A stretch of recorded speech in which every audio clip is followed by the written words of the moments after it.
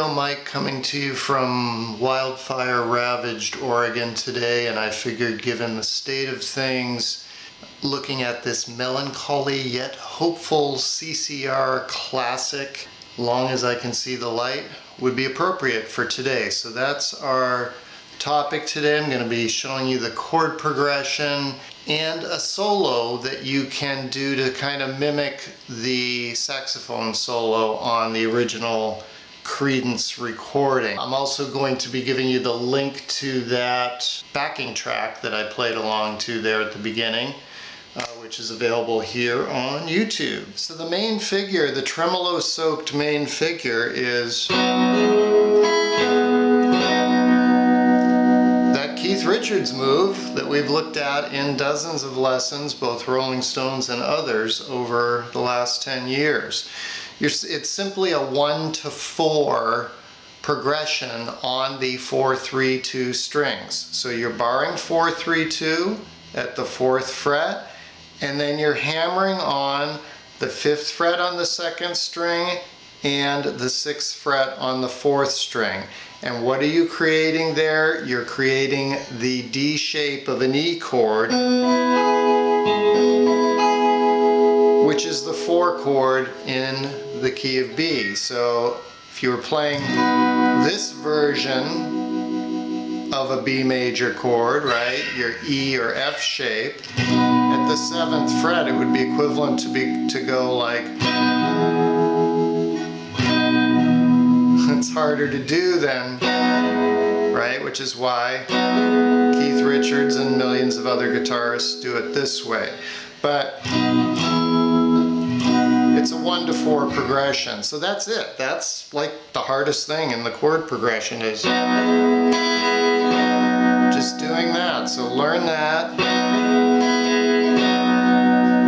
and you've basically got the trickiest thing in the rhythm of the song Long As I Can See the Light. After you do that, you got a B chord, you have an F sharp chord, back to your B chord,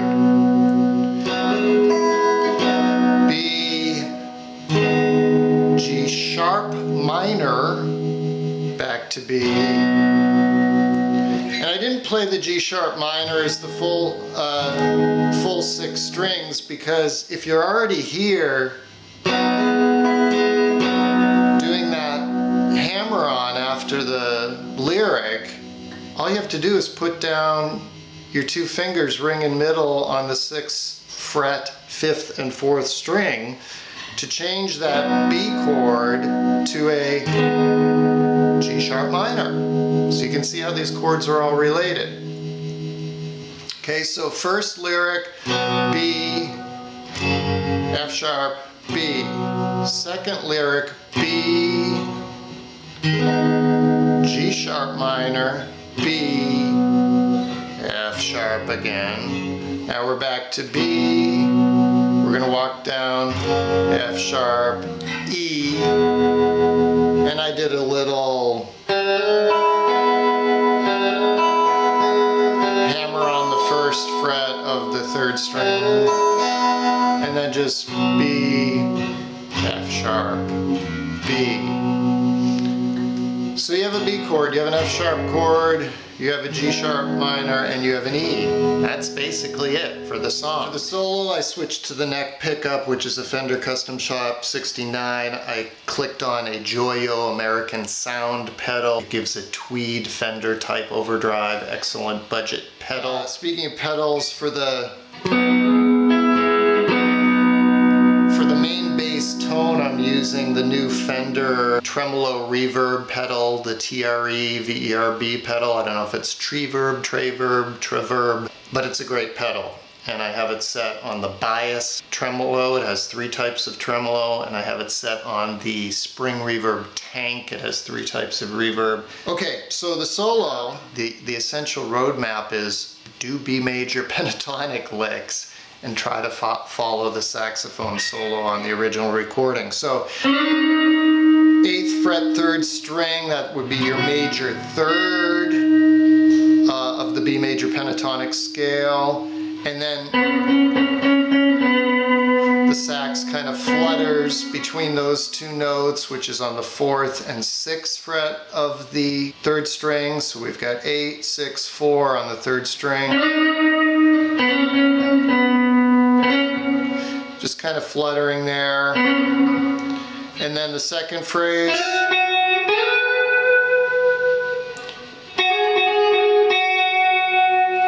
Coming up to the 2nd string 7th fret, that would be your 5 in the B major pentatonic scale, and you could have just gone hit the B note on the 1st string 7th fret, but I chose to slide into it up here at the 12th fret 2nd string just to give it a little bit more interest.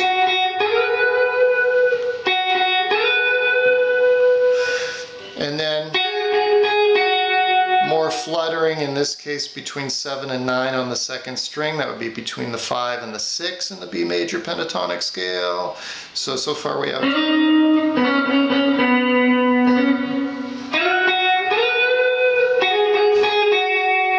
And then that phrase ends with a similar flutter as we did in the first phrase. Only I kind of ended it there on the 6th fret 4th string. So something like that. And then the 3rd phrase jumps from the 5 to the 2, which is again 7th fret 2nd string to 1st string 9th fret.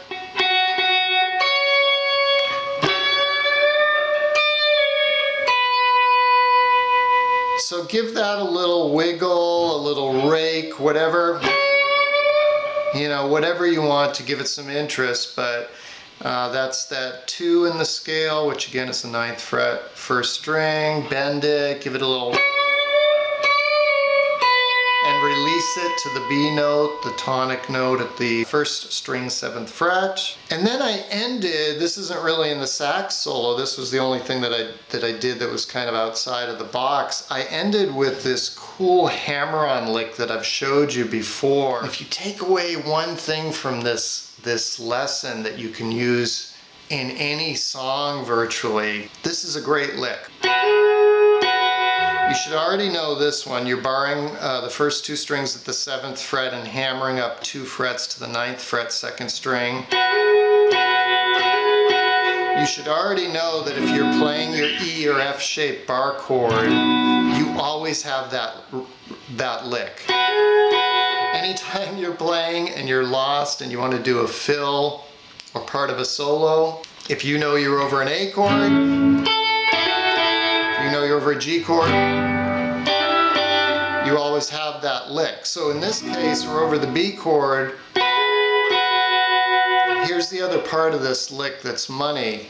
It's not only over the E or F shape of a B, in this case chord, it's also over the A shape you can do that lick. So remember, we started with the song with this A shape of a B chord, 2nd and 4th string. You also have that same exact hammer-on always available to you over the A shape as well as over the E shape. I like to do it in tandem. Play it over the E shape and then slide down and play it over the A shape. So in this case it looked like.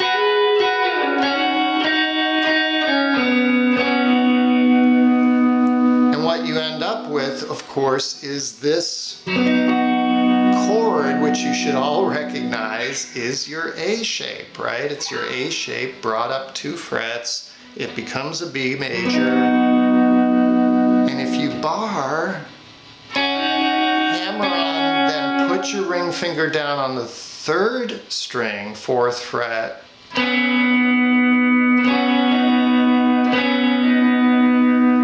I did a whole lesson, just a short 3 or 4 minute lesson on this lick because it's such a sweet, I think I called it Sweet Country Hammer-on Lick or something. I'll try to link that here. So that's the way I ended the solo.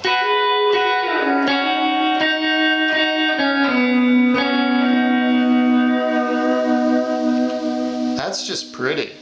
And you can use that in any song. It doesn't have to be a country song, right? This isn't a country song.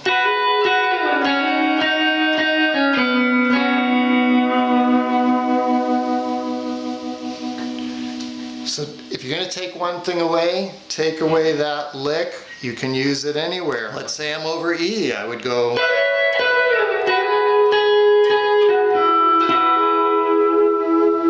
Right, so anytime you're lost and you want a lick, use that one. It's great and it works in almost any song. And it doesn't have to end with that precise country hammer-on. You could just go.